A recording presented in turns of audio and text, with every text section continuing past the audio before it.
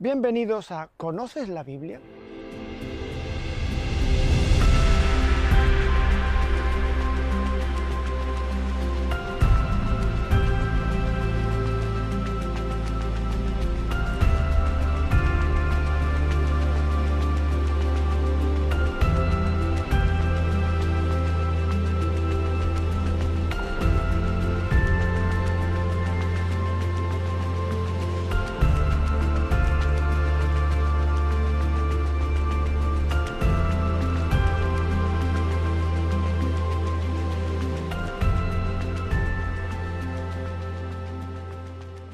Bienvenidos de nuevo a otra entrega más de ¿Conoces la Biblia? Hoy vamos a ocuparnos de un nuevo tema. Como la idea de fondo siempre es conocer la Biblia. Si ustedes recuerdan, el primer día hicimos una introducción general para poder entender qué es la Biblia y qué tenemos entre manos. Pasamos a comparar después dos textos del Antiguo Testamento muy significativos como son los relatos de la creación. Nos hemos adentrado después en hacer una sinopsis de un milagro narrado en los Evangelios. Y hoy vamos a aprender a hacer una cosa nueva. Vamos a tomar un tema y vamos a leerlo transversalmente en toda la Sagrada Escritura. Es algo importante para cualquier lector que pretenda conocer la Biblia, ya que los autores sagrados manejan temas importantes que van siendo recurrentes a lo largo de toda la Escritura. El tema que vamos a tratar hoy será el pan en la Biblia. Aparece en el Antiguo y en el Nuevo Testamento. Vamos a marcar un elenco importante de textos. Si ustedes no están habituados, yo ya les prevengo. La idea es espigar la Biblia para encontrar una sucesión de textos que traten el mismo tema. Por supuesto, vamos a marcar un arco temporal muy grande, porque son los textos de la Biblia pertenecen a épocas muy diferentes. Tendremos relatos del libro del Génesis, tendremos relatos de textos proféticos contenidos en los libros históricos, tendremos relatos del Nuevo Testamento, todos ellos de épocas muy diferentes. Las tradiciones más antiguas de los textos que vamos a tocar pueden remontarse incluso al siglo VIII a.C., aunque su redacción sea posterior, en torno al siglo V. Veremos también los textos del Nuevo Testamento, que como bien saben ustedes, son del siglo I después de Cristo, sinópticos y Evangelio de San Juan. Tocaremos también por primera vez un texto paulino. Más adelante le dedicaremos un monográfico a San Pablo, no se preocupen ustedes, que aprenderemos también a manejar al apóstol. Pero de momento, como lo importante es que ustedes sepan manejarse con el texto, vamos a situarnos en una panoplia de textos que van a desarrollar un tema de gran importancia como es el pan. Los textos que vamos a tocar son géneros literarios muy variados y pertenecen a épocas distintas. Su naturaleza no es idéntica, es muy variopinta, pero sin embargo hay un leitmotiv, un tema que recorre todos esos textos y veremos cómo en cada género literario, cómo en cada autor se aborda de una manera distinta, pero todo va convergiendo hasta llegar al misterio de Cristo, como ocurre siempre, que es la auténtica luz que permite interpretar cualquier temática bíblica. Preparémonos pues para sumergirnos en este viaje a través de uno de los temas de referencia más importantes en la Biblia, como es el tema del pan. Nos ponemos en marcha y nos situamos para adentrarnos ya en la lectura cursiva de los textos.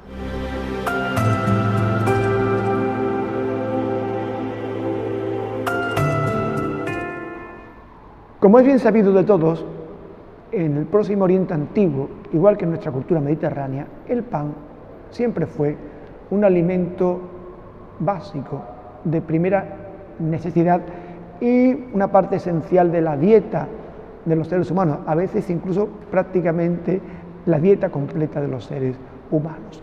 Por eso en la Biblia el pan tiene una gran importancia. De hecho, el término hebreo que designa pan, que es lejem, de ahí viene la palabra Belén, casa del pan, se utiliza genéricamente para referirse a comida, igual que en español, ganarse el pan. Por eso en Génesis 3, Dios le dice a Adán que ganará el pan, o sea, la comida, con el sudor de su frente. El pan en la Biblia es, por tanto, un gran referente. El hombre en gratitud ofrece a Dios primicias de pan por haberle proporcionado sustento. Y Dios sustenta al hombre de una manera providente y prodigiosa en muchas ocasiones. Tenemos todo un ramillete de textos que van mostrando la importancia decisiva del pan en nuestra, no solo cultura mediterránea, sino en la cultura bíblica.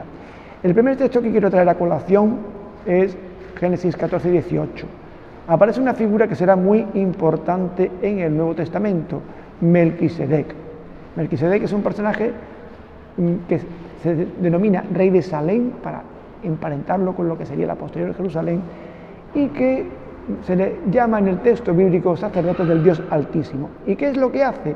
Sale al encuentro de Abraham, que vuelve victorioso de derrotar a algunos reyezuelos, y le presenta pan y vino, las ofrendas básicas, y se le designa, repito, como sacerdote del Dios Altísimo. Es un texto ya muy referencial para indicar la ofrenda de pan como una ofrenda básica. De hecho, la ofrenda del pan es uno de los elementos esenciales del sistema sacrificial judío que encontramos en el libro del Levítico. En el capítulo 2 encontramos la llamada ofrenda vegetal, que no es nada más que un poco de flor de harina que se amasa y se ofrece a Yahvé. Un trocito se mezcla con incienso y se quema para el Señor, y el resto se reparte entre el sacerdocio. Es decir, cuando el israelita sacrifica a Dios, lo que le ofrece en sacrificio siempre son cosas que pertenezcan al mundo de la alimentación, ganado o primicias de la tierra, pero nunca le ofrecerá objetos preciosos, nunca le ofrecerá cosas suntuosas, oro, plata, piedras. Eso puede donarse para el templo, pero para el sacrificio a Yahvé solamente se utilizan los elementos básicos de la alimentación humana.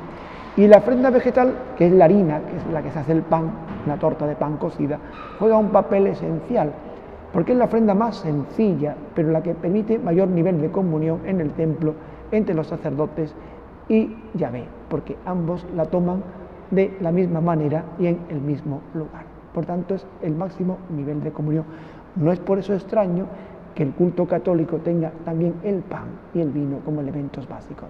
También en el libro del Levítico era la ofrenda de los más pobres. Todos conocemos el Evangelio cuando la Virgen y San José ofrecen 2 tórtolas y 2 pichones, y decimos coloquialmente, era la ofrenda de los más pobres. No, era de los segundos más pobres. La más pobre era un puñado de harina para amasar una torta de pan. Por tanto, tiene una gran importancia en el sistema sacrificial, porque indica un alto nivel de comunión con Dios. Pero el pan, además, también aparece en la vida del pueblo de Israel como el sustento que la providencia otorga al pueblo. ¿Cuál? El maná en el desierto, el pan del cielo que Dios da. El pueblo tiene que habitar 40 años en el desierto. El desierto siempre es una metáfora del lugar de la muerte y de la desolación, porque pocos seres consiguen sobrevivir allí. El pueblo es empujado al desierto por haber abandonado a Yahvé, el Dios de la vida, que era sumergido en el ámbito de la muerte, pero Yahvé no le abandona.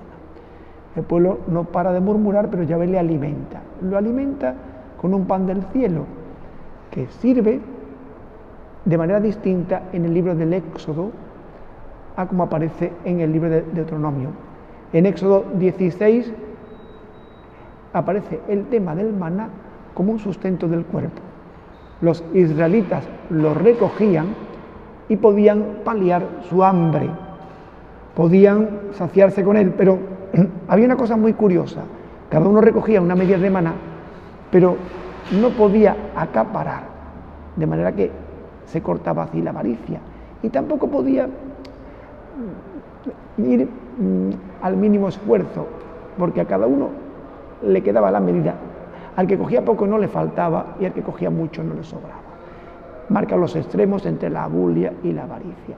Era el alimento justo, que es el que Dios proporciona. De manera que este pan se consumía diariamente. El Shabbat se daba doble ración. Y además era un pan, el pan de cada día, como dice el Padre Nuestro, porque si se conservaba más de un día, se corrompía. Ese pan quedó, según la tradición bíblica, como testimonio guardado en el Arca de la Alianza, un fragmento de maná que dice la tradición que se conservaba allí, antes de que el arca se perdiera. Como ven ustedes, el pan tuvo un papel importante en el sustento físico del pueblo, pero el libro de Deuteronomio habla de otra cosa. El Señor te alimentó con el maná que no conocieron tus padres, para afligirte y mostrarte que no solo de pan vive el hombre, sino de todo lo que sale de la boca de Yahvé. Ese texto es el que elegirá Jesús en las tentaciones y no el de Éxodo, porque lo que sale de la boca de Yahvé es su palabra. Y el pueblo se va a alimentar de la palabra de Dios, que va a ser su alimento básico. El pueblo aprende a asociar el pan y la palabra. De hecho, tenemos dos textos muy significativos en el Antiguo Testamento, que son dos multiplicaciones de panes. Y dirán ustedes, bueno, pero eso, la multiplicación de los panes es un relato propio del Evangelio. No, también lo hay en el Antiguo Testamento. En los ciclos de Elías y Eliseo tenemos milagros hasta cierto punto parecidos a los que hacía Jesús. Y Elías tiene un milagro de multiplicación y Eliseo tiene otro. En 1 de Reyes 17, 8, 24 tenemos un episodio conocido que es el de la viuda de Sarepta. Elías está luchando contra la idolatría de Baal y ha sobrevenido una gran sequía, para que el pueblo entienda que el supuesto dios de la tormenta, que es Baal, no tiene ningún poder, sino que por el contrario el terreno está árido porque han abandonado a Yahvé. Elías es sustentado prodigiosamente por cuervos que le llevan precisamente pan por la mañana y carne por la tarde, fíjense el pan de nuevo, y que se bebe agua del torrente. Posteriormente se secará el torrente y Elías tendrá que marchar, nada menos que al territorio de Baal, a Sarepta, una pequeña localidad de la demarcación de Sidón, la antigua Fenicia, actual Líbano. Y allí Dios dice que le va a suscitar una viuda. Dice, bueno, pero si la viuda es el prototipo de pobre en el Antiguo Testamento, ¿cómo me va a dar de comer una viuda que además está recogiendo los últimos trozos de leña para comerse la poca harina que le queda con un panecillo y morir después de hambre con su hijo? Elías le dice, ella le responde que no tiene pan. Elías le dice, mira, vas a preparar un panecillo para tu hijo y para ti, como has dicho, pero primero hazlo para mí, porque así dice Yahvé, la orza de harina no se vaciará y la alcuza de aceite tampoco se terminará nunca. La viuda cree la palabra y la palabra obra el prodigio. El pan y la palabra están unidos. No se agota la harina ni la alcuza hasta que Dios no envía la lluvia sobre la tierra. La palabra y su adhesión a la palabra de fe ha provocado el milagro de sustentar el pan. Eliseo tiene otro milagro parecido, lo encontramos en 2 de Reyes 4, 42, 44. Le presentan unos panes, pero tiene 100 personas para alimentar. Dice, ponlo para que coman los muchachos. Le dicen sus criados, ¿y qué hago yo con esto para tanta gente? Dice, ponlo porque así dice Yahvé, comerán y sobrará. Y efectivamente se multiplica el pan y sobra. Tenemos dos relatos ya muy cercanos a los del Nuevo Testamento, en el que podemos encontrar todos los relatos sinópticos y juánicos de la multiplicación de los panes, que tienen siempre ya una fuerte reminiscencia eucarística. Lo tenemos en Mateo 14, 13, 21, Marcos 6, 32, 44, Lucas 9, 10, 17 y Juan 6, 1, 14. Estos 4 textos marcan relatos de multiplicación. Jesús repite el prodigio que hemos visto en Eliseo, con mucha más gente. Los números siempre son simbólicos, los panes y los peces que cuentan, ¿no?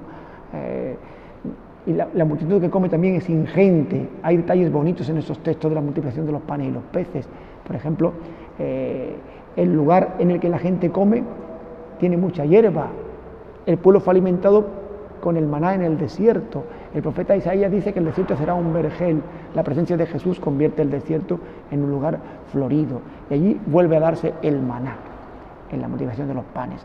Especialmente significativo es el texto de San Juan, que suele ser siempre el más simbólico, porque el texto de la multiplicación de los panes viene acompañado de un discurso de Jesús que llamamos el discurso del pan de vida, que es donde Juan habla ciertamente de la Eucaristía, porque recuerden ustedes que es el único evangelio que no tiene relato de la institución.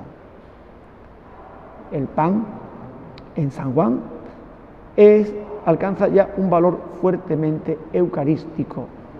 Los sinópticos dejan este valor del pan para los relatos de la institución que tenemos en Mateo 26, 26, 30, en Marcos 14, 22, 26, Lucas 22, 14, 20. Ahí tenemos los relatos de la institución. Y un cuarto relato que es el más antiguo que conservamos, el de San Pablo, 1 Corintios 11, 23, 26. Aquí el pan coge una naturaleza muy distinta. Tiene un poco ya de semejanza a aquellos panes de la proposición que en el Antiguo Testamento se presentaban justamente delante del Señor. Cada día se presentaban 12 panes como símbolo del pueblo de Israel y se le ponían delante y se renovaban cada día. Aquí será el pan del nuevo pueblo de Dios y el pan de la nueva alianza. Los sacrificios de los que hemos hablado antes y estos panes de la proposición se aunan para formar el nuevo alimento del pueblo. Jesús elige aquella figura sacrificial de comunión para transfigurar en ella su cuerpo y elige el vino de la libación para transfigurar en él su sangre. El pan alcanza ya su cima más alta, su cota más alta en la Biblia. De hecho, en Israel se esperaba que la vuelta del Mesías tendría como signo el restablecimiento del maná. Y San Juan lo dice claramente. ¿Qué signos nos muestras? Para que te creamos. Porque Moisés alimentó al pueblo en el desierto con el maná. Como dice la Escritura, les dio pan del cielo. Y Jesús responde, no fue Moisés el que os dio pan del cielo, sino que es mi Padre el que os da el verdadero pan del cielo. Y Jesús se postula como el pan que baja del cielo para que el hombre coma de él y no muera. El pan ha alcanzado ya, como digo, su cota máxima, porque Jesús va a transformar ese pan en sí mismo, en su persona, para alimento y pervivencia de todos los fieles. Es un gran recorrido, pero no termina ahí el tema del pan, en la Eucaristía, que podríamos haber dejado ahí el tema, sino que también hacemos una pequeña incursión en Apocalipsis. Apocalipsis 2:17, que está emparentado con el diálogo con la samaritana, cuando Juan 4:32, cuando los apóstoles vuelven y ven que había estado hablando con aquella mujer, no le preguntan, pero le urgen para que coma. Maestro, come algo. Dice, yo tengo un alimento que vosotros no conocéis. Los discípulos, pensando a nivel humano, dicen, eso es que le ha traído de comer a alguien un refrigerio. Pero no, el alimento que ellos no conocen, que es hacer la voluntad del Padre, es el maná escondido del que habla Apocalipsis 2:17. Al que salga vencedor le daré maná escondido y una piedrecita blanca con su nombre. El maná escondido es el alimento que Jesús tiene y que con él compartimos. La famosa piedrecita era la que se le daba a los vencedores en los juegos en Roma, que les permitía después entrar al banquete pingüe que se hacía tras la victoria en los juegos. Ese banquete aquí es el banquete escatológico del reino de los cielos. El alimento, el maná escondido que Jesús proporciona, te da la piedrecita blanca con tu nombre, que te permitirá entrar al final en el banquete escatológico definitivo, que te permitirá alcanzar la Jerusalén celeste, que es la meta a la que todos peregrinamos. Fijaos cómo hemos dado un paseo por la Escritura para mostraros la importancia de algo tan simple como el pan, que al final propiamente es la misma presencia de Cristo vivo entre nosotros. Espero que hayáis vivido con intensidad este paseo por la Escritura y os emplazo para el siguiente programa.